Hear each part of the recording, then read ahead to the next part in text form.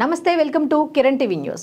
రాజకీయాల్లోకి రావాలి అంటే అయితే వారసత్వం ఉండాలి, లేకపోతే డబ్బులు బాగా ఉండాలి అనేది ఒకప్పటి నానుడి. కానీ ఇప్పుడు అలా కాదు. ప్రజాసేవ చేయటమే రాజకీయంలోకి రావచ్చు అని ప్రూవ్ చేసిన ఒకే ఒక్క వ్యక్తి ఎవరు అంటే తెలుసా? ఇదిగో ఈయనే, డిప్యూటీ సీఎం పవన్ కళ్యాణ్ గారు. ఇప్పుడు ఈయన గురించి ఇంత పర్టికులర్ గా ఎందుకు చెప్పుకోవాలి అనుకుంటున్నారా? ఎస్, ఏడీఆర్ రిపోర్ట్స్ ఈ రోజు ఉదయం లేవగానే ప్రతి ఒక్కళ్ళు ఏం మాట్లాడుకుంటున్నారో తెలుసా? ఏడీఆర్ రిపోర్ట్స్ లో పవన్ ఆస్తులకు సంబంధించి 46వ స్థానంలో ఉన్నారు, 164 కోట్ల రూపాయల ఆస్తులతో. అయితే ఆదాయం అయితే నిల్, ఏమీ లేదు అంటున్నారు. కానీ ఆయనకి ఏమని పేరు పెట్టారు? ప్యాకేజీ ఇస్తారా?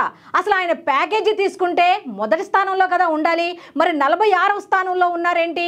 ఇక ఎవరైతే ఆయన మీద రాళ్లు విసిరారో వాళ్ళందరూ ఇప్పుడు ఏం చేస్తారు? మరి 18వ స్థానంలో ఉన్న 500 కోట్లకు ప్లస్ ఇంకా ఎక్కువ ఆస్తులతో ఉన్న జగన్మోహన్ రెడ్డి గారి గురించి ఏం చెప్తారు? మరి ఎవరిని ప్యాకేజీ ఇస్తారు అంటారు? ఒకసారి ఆలోచించుకోండి మీరందరూ కూడా. ఆయన్ని ప్యాకేజీ స్టార్, పిఠాపురానికి పీఠాధిపతి, హెలికాప్టర్ లో ఇష్టం వచ్చినట్టు తిరుగుతాడు అని అన్నారు కదా.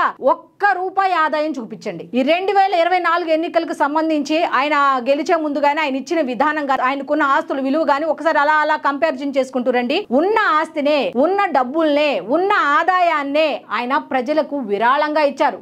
కాదు బాధ్యతగా ఇచ్చారు. దానంగా ఇవ్వలా, ఆయన బాధ్యతగా ఇచ్చారు. దానంగా ఇచ్చేది వేరు, బాధ్యతగా ఇచ్చేది వేరు. రెండు చాలా డిఫరెంట్. అయితే ఆయన 104 సార్లు హెలికాప్టర్ లో వారాంతంలో హైదరాబాద్ వెళ్లారు అని ఒక మాజీ మంత్రి అయితే 10 సార్లు మొత్తుకున్నారు. మరి ఇప్పుడు ఈ ఏడీఆర్ రిపోర్ట్ కి సంబంధించి ఈ రోజు ఏమైనా మాట్లాడగలరా? ప్యాకేజీ స్టార్ అన్నారు. ఎంత ప్యాకేజీ తీసుకున్నారో మీ దగ్గర రిపోర్ట్స్ ఉన్నాయా? మరి ఏడీఆర్ రిపోర్ట్స్ లో ఆయనకి ఏ స్థానం ఉంది అంటే 46వ స్థానం. మరి ఆ స్థానానికి సంబంధించిన వివరాలు అయితే క్షుణ్ణంగా కనిపిస్తున్నాయి. మరి మీ దగ్గర ఆయన తీసుకున్న ప్యాకేజీ గురించి మీ దగ్గర ఉన్నాయా? సేవ చేయాలి అని ఉండాలి, మనసులో కూడా సేవ చేయాలి అని ఉండాలి. కోట్లు ఉండక్కర్లా. ఇప్పుడు జనసేన పార్టీకి సంబంధించి విరాళాలు ఇవ్వడానికి ఎంతమంది సిద్ధంగా ఉన్నారో తెలుసా? కానీ ఆయన తీసుకోవటానికి సిద్ధంగా లేరు. నా కష్టాన్ని మాత్రమే నా ప్రజలకు పంచుతా అన్న ఉద్దేశంతో కష్టపడి సినిమాలు చేస్తూ, ప్రజా పాలన చేస్తూ, ప్రజలకు ఏమేమి అవసరమో, ముఖ్యంగా గ్రామీణ ప్రాంతాల్లో ప్రజలకు ఏమేమి అవసరమో, తన వంతుగా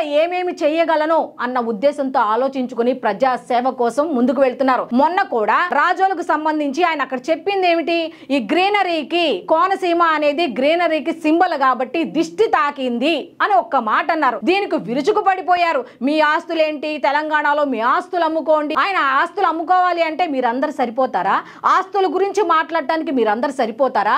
మీ అందరిలాగా రాజకీయాల్లోకి వచ్చి డబ్బు సంపాదించుకోవాలి అనుకుంటే మీ అందరి ఆస్తులు సరిపోతాయా? మీరందరి ఆస్తులు కలిపినా మీ అందరిలా ఆయన దిగితే ఎన్ని ఆస్తులు సంపాదిస్తాడు అనేది ఒక్కసారి మీరందరూ ఆలోచించుకోండి.